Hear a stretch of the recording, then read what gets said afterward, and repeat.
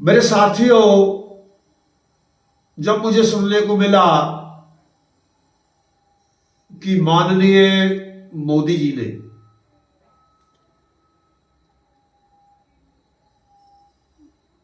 श्रीमती इंदिरा गांधी जी, महारानी लक्ष्मीबाई झांसी की महारानी जी और हमारे अनुकरणीय माननीय नेतृत्व जिनका हमारा प्रधान है, जिनकी शहादत के लिए हम सशक्त नमन करते हैं, गुरु नानक जी के प्रकाश पर्व पर जो ये निर्णय लिया, तो प्रारंभ में सुनने में मुझे ऐसा लगा कि आज शायद क्या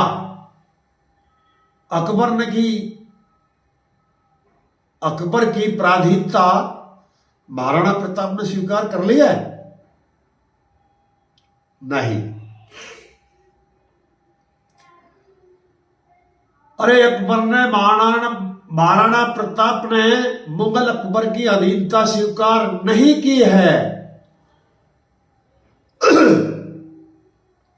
उसने मैदान छोड़ना तो स्वीकार किया है, घास की रोटी खानी स्वीकार की है, पुत्र अमर, पुत्री दौलत की भूख को सहना स्वीकार किया है, अपनी पत्नी के आंसुओं को देखना तो स्वीकार किया है, लेकिन उस बलात्कारी अकबर की गुलामी को स्वीकार नहीं किया है। मेरे प्यारे भाइयों, ये जो ये दुर्घटना है जो हुई है, माननीय मोदी जी के इस निर्णय का मैं स्वागत करता हूं, इसलिए क्योंकि परिस्थिति ऐसी हो गई थी। तो ये निर्णय उनकी दूरदृष्टि का है, ये उनकी दुर्बलता का नहीं है, ये उनकी हार का नहीं है, ये उन्हें बचाने का है जो जीत बता रहे हैं।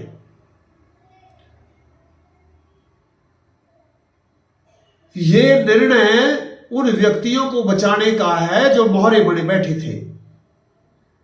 ये निर्णय उन देशद्रोहियों को, नीतियों को विफल करने का है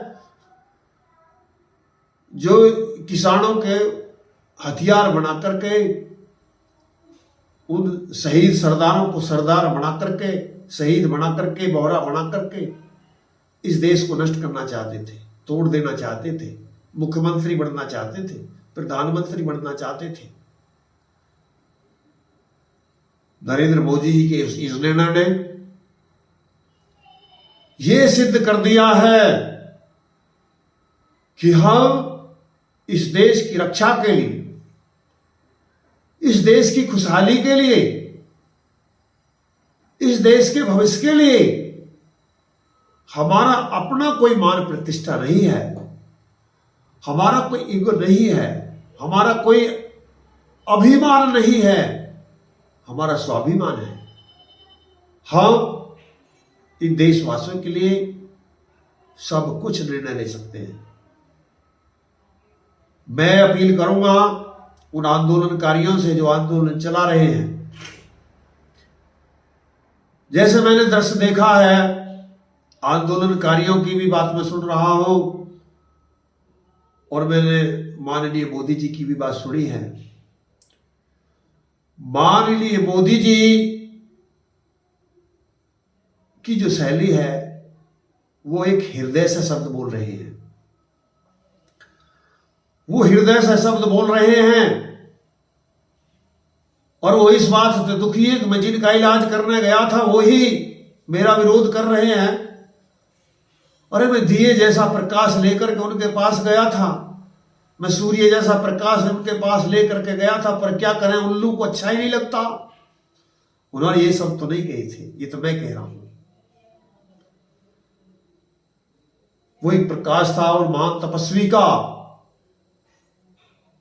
मेरे साथियों, मेरे प्यारे भाइयों, जो व्यक्ति ये कहते हैं कि हमारी जीत हो गई है, मैं उनके भी चेहरे देखता हूं, बड़े राजी हो रहे हैं। हमने हरा दिया मोदी जी को, हमने उसके अहंकार को तोड़ दिया।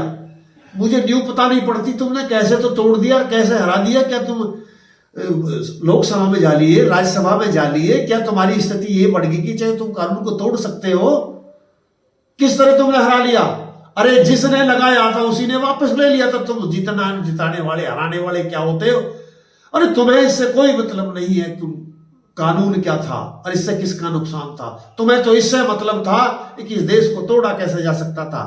और यदि इससे आप कहते हैं मतलब नहीं था, तो जिस दिन कानून बनाई गई थी तुम जब भी विरोध कर रहे थे, और जब कानून वापस कर लिया है तुम जब भी विरोध कर रहे हो। यदि ये कानून खराब था तो वापस लेने में तुमको सम्मान करना चाहिए था। और जहां दिन तुम जीत, आज तुम्हारी जीत थी तो तुम बहादुर योद्धा कहां गए थे? तुम 418 दिन तक तुमने क्यों नहीं तोड़ लिया था? अरे जो तुम्हारी दुर्बलता उसको जीत बताते हो, जो दूसरे की मानता है, जो उसकी नम्रता है, उसे कायरता बताते हो। ये मोदी जी की कायरता नहीं है। मैं मोदी जी से भी प्रार्थना करूंगा, जो जो उनके साथी हैं उनसे भी मैं आग्रह करूंगा कि ये मेरी बात संभव हो तो मोदी जी तक पहुंचा दी जाए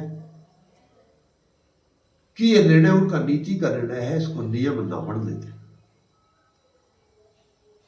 और मैं उन आंदोलनकारियों से प्रार्थना करता हूं, विनम्र निवेदन करता हूं, जो इस घोषणा के उपरांत भी वहां बैठे हुए हैं और ये कहते हैं कि हम आंदोलन हटाएंगे नहीं, हम बैठे रहेंगे यहीं पर।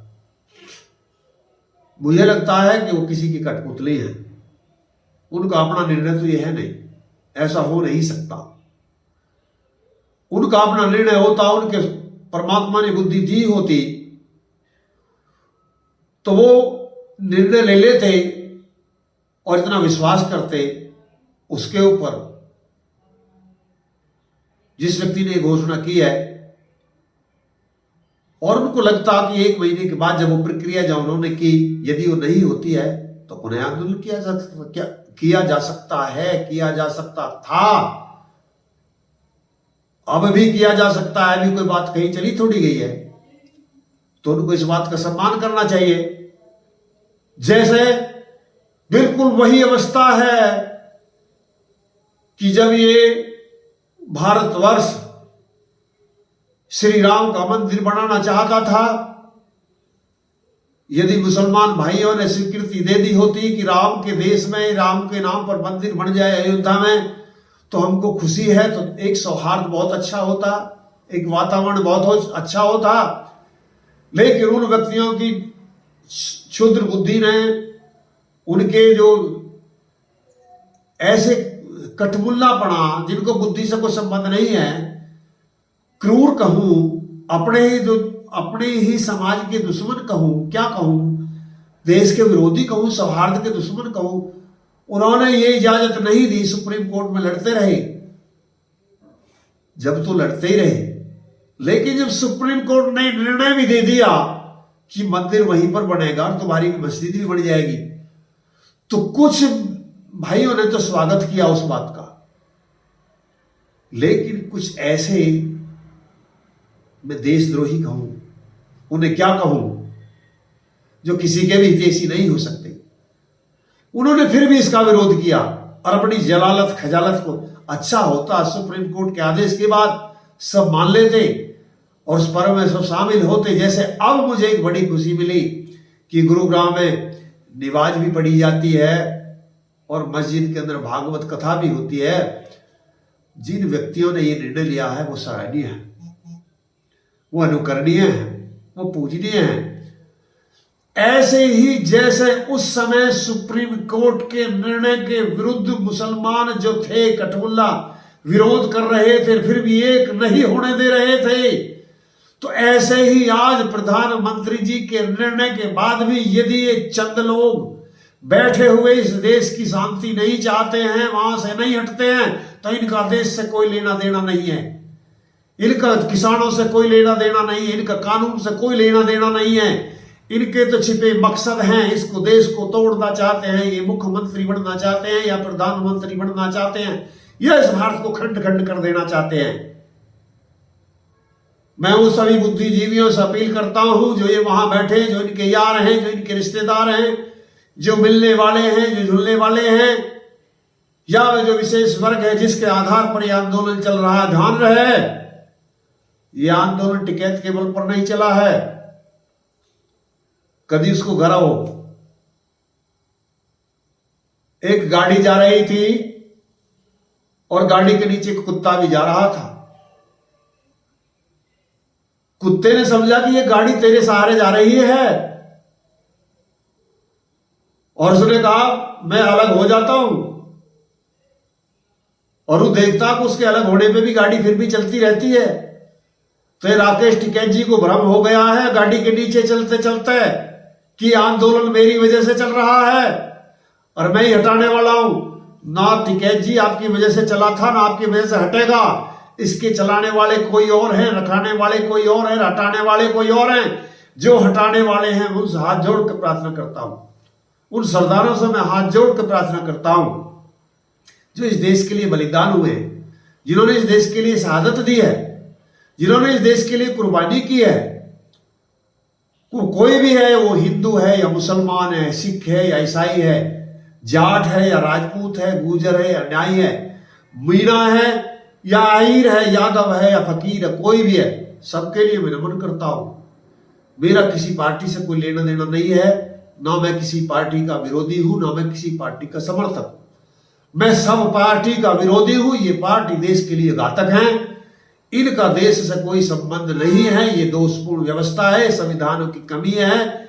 मैं प्रधानमंत्री जी से अपील करूंगा कि वो एक ऐसी छलांग लगाए इस दोषपूर्ण प्रणाली को बदल दें जो वेद के अंदर संविधान है। यदि वो इस देश के अंदर लागू हो जाए तो ये देश स्वर्ग बन सकता है। इस देश से इस जाति पाति की बीमारी नष्ट हो सकती है, इस देश से संप्रदाय की बीमारी नष्ट हो सकती है। इस देश से जो भार है, फौज है, बेमतलब की फौज, इसको समाप्त किया जा सकता है। आप कहेंगे फौज कैसे है? अरे बेमतलब की फौज है मेरे भाई, वो आपको पता नहीं है। एमएलए बेमतलब की फौज है, एमपी बेमतलब की फौज है। इतने खर्च कोई बिल्कुल न्यायिक नहीं है। इनके कभी हम अवसर होंगे जब चर्चा करेंगे, आज ये चर्चा नहीं है। मैं उन सरदारों से जो आंदोलन कर रहे हैं, उन भाइयों से, या उनसे भी अपील करता हूं जो आंदोलन नहीं कर रहे हैं, पीछे बैठे हैं, और वो इनको समझा सकते हैं। देखो, इस निर्णय का सम्मान करना चाहिए। माननीय मोदी जी इस निर्णय को वापस लेने में बहुत आहत है, और जिनको ये हृदय नहीं समझता, आहत को और आहत करना चाहते हो, फिर तुम्हारे हृदय नहीं है, तुम्हारी अपनी बुद्धि भी नहीं है, तुम्हारे अपने डिसीजन भी नहीं है। अरे तुम किसी की कठपुतली हो, किसी के नचाए नाचते हो, किसी के बैठाए बैठे हो, किसी के उठाने से उठोगे, किसी के बैठाने से जैसे बैठे थे। अरे यदि आपके अंदर विवेक है, बुद्धि है, मैं फिर उनसे प्रार्थना करता हूं कि यदि मोदी जी अपनी बात को ना करें तो आप पुनः आंदोलन शुरू कर दीजिए, लेकिन अब इस आंदोलन को समाप्त कर दीजिए। मुझे आशा है कि जो बुद्धिजीवी हैं, जो अपना निर्णय ले सकते हैं, फिर ध्यान रहे मेरा किसी का निंदा करना उद्देश्य नहीं है और ना किसी की प्रशंसा करना मेरा उद्देश्य है। ये सब कहने का मतलब ये नहीं है कि मैं मोदी जी की हर बात से सहमत हूं, और मेरा ये भी कहने का मतलब नहीं है कि मैं किसानों की आंदोलन की हर बात से असहमत हूं। लेकिन मैं मोदी जी की किस बात से सहमत हूं, मैं उनके किस बात से सहमत हूं, मेरा मतलब यह है। मैं मोदी जी की हर बात से सहमत नहीं हूं, मैं किसानों की हर बात से सहमत नहीं हूं, लेकिन मैं इस बात से मोदी जी की से सहमत हूं, नतमस्तक हूं, सम्मान करता हूं। वो हमारे देश के लिए एक बहुत ही तपस्वी व्यक्ति हैं, बहुत त्यागी व्यक्ति हैं। जहां मैंने कहा कि मैं उनकी बात से सहमत नहीं हूं, हो सकता है कि उनका वहां उनकी व्यवस्था रही हो, संगठन के रहते हुए, परिस्थितियों के रहते हुए, जैसे ये यहां विवश हो गए, वहां भी वो विवश रहे हो। तो मैं इस निर्णय का मैं उनसे सम्मान, बहुत सम्मान, उन सभीयों से मैं फिर एक हृदय के उद्गार व्यक्त करना चाहता हूं कि जो व्यक्ति इस आंदोलन को चला रहे हैं उनको भी समझ आ जानी चाहिए, और जो इनके रिश्तेदार हैं उनको भी समझ आ जानी चाहिए। उनके पुत्र भी हैं, पुत्री भी हैं, पत्नी भी हैं, दामाद भी हैं, यार भी हैं, रिश्तेदार भी हैं। अरे उन्हें सद्बुद्धि के लिए प्रेरित कीजिए और इस शुभ अवसर का लाभ उठाइए। कुछ ऐसे लोग बाग होते हैं, कुछ ऐसे लोग बाग होते हैं जो सदा गमी के गीत गाते हैं। अरे कुछ ऐसे लोग बाग होते हैं जो सदा गमी के गीत गाते हैं। होली हो या दिवाली हो, बेचारे सदा मातम ही मनाते हैं। क्या कहा? अरे होली हो या दिवाली हो, सदा मातम ही मनाते हैं। जिस दिन ये कानून बन रहा था उस दिन भी मातम मना रहे थे, और आज ये कानून हट रहा है, आज भी मातम मना रहे हैं। प्यारे साथियों, कुछ दुनिया में ऐसे हैं जो सदा गमियों के गीत गाते हैं। होली हो या दिवाली हो, सदा मातम मनाते हैं। लेकिन ये दुनिया उनके राग पर झूमती है। दुनिया, अरे उनके राग पर झूमती है दुनिया, जो जलती चिता पर बैठकर वीणा बजाते हैं। अरे सरदार भाइयों, जब बिना सिर के भी तुम युद्ध कर सकते हो, 1-1 लाख की फौज से 40-40 व्यक्ति लड़ सकते हो, तो आज तुमको अपना इतना विश्वास उठ गया कि यदि मोदी जी कल को ये कानून वापस नहीं लेंगे तो हम पुनः आंदोलन कर देंगे। क्या आपको अपने ऊपर से विश्वास उठ गया? क्या आपके ऊपर अपना कॉन्फिडेंस नहीं रहा? क्या ये पूरा देश आपकी तरफ देख रहा है आशा भरी दृष्टि से? आप इसको नकार देंगे? क्या इस सुप्रीम कोर्ट का आप सम्मान नहीं करेंगे? क्या देश के प्रधानमंत्री का सम्मान नहीं करेंगे? क्या इस भारतवर्ष का सम्मान नहीं करेंगे? आशा है कि आप सम्मान करें और अपने इस आंदोलन को वापस ले लेंगे जल्दी से जल्दी। और मैं मोदी जी से भी फिर प्रार्थना करूंगा कि वो इस निर्णय से उभरने के लिए परमात्मा उनको शक्ति देगा। जिन्होंने आत्मशक्ति दी है वो एक तपस्वी व्यक्ति है, एक त्यागी व्यक्ति है। देश के हित के लिए उसने कार्य किया था। हो सकता है उसका निर्णय देश के हित में ना हो, किसी की दृष्टि से या मेरी दृष्टि से, कोई भी हो सकता है। ऐसा भी हो सकता है जैसे मैं देश की दृष्टि का समझ रहा हूं, आप उसकी देश की दृष्टि, आपकी सोच है, ये मेरी सोच है। तो मैं सबसे निवेदन करता हूं कि प्यारे भाइयों, मैं उन बहनों से भी निवेदन करूंगा जो वहां पर बैठी हैं, वे बहनें, मैं उन बहनों से भी निवेदन करूंगा जो वहां पर भेजी गई, उनकी भी बहनें होंगी, कोई माता होगी, कोई बहन होगी, उन सबको समझाएं और ये तत्काल जल्दी से जल्दी, बहुत जल्दी, शीघ्र आंदोलन खत्म हो जाना चाहिए और एक हर्ष की लहर उस आहत, उस दुखी आत्मा का, और जिसको बड़ा दुख दिया है, खुशी मत मनाओ। अरे खुशी मत मनाओ, तुमने अपने त्यागी तपस्वी नेता को दर्द दिया है। उसके हृदय को समझो,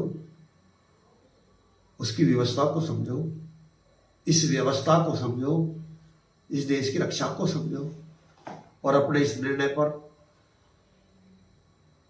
जो अटपटा निर्णय ले रहे हो इसको छोड़ दो और इस आंदोलन को समाप्त करो। इन्हीं बातों के साथ मैं अपनी वाणी को विराम दूंगा। ओम शांति।